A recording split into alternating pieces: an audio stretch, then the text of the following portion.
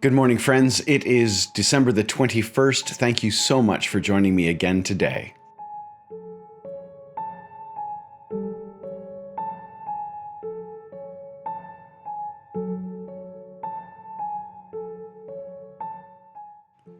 We are only a few days away from Christmas, and I would say that the energy and the hustle and bustle is at an absolute peak.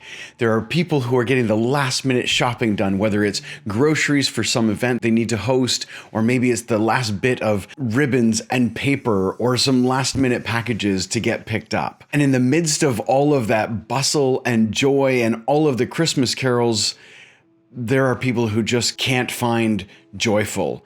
They're struggling because there's somebody that's not near to them this year.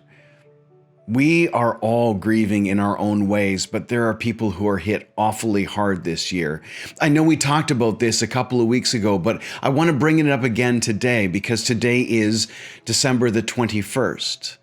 Tonight is the longest night of the year. The darkness seems almost insurmountable here in the Northern Hemisphere.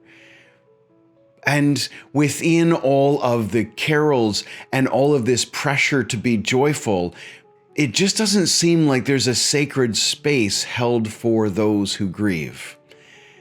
And so this evening, the church is going to hold a Blue Christmas or a longest night service. It's online only so that people who don't feel comfortable to come to the sanctuary can stay home. But if you're a person who is grieving, whether it's a loss of a loved one or maybe just the changes, the way that your life is upside down and you're really struggling to find happiness and joy this year, swing on over to the Facebook page for St. Andrew's United Church.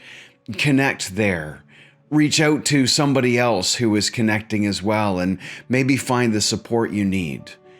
We'll spend a little time in Scripture. We'll definitely have some time for some silence. And we will hold sacred space for all those who grieve. And if you're not the sort of person who wants to be part of a service, but if you are grieving or if you know other people who are grieving this year, hold space for yourself, for them. This is an appropriate and a good thing to do in the midst of all of the busyness of Christmas. Friends, grief is a difficult, complicated thing, and it is a part of every one of our lives. Thank you for the ways that you are getting through.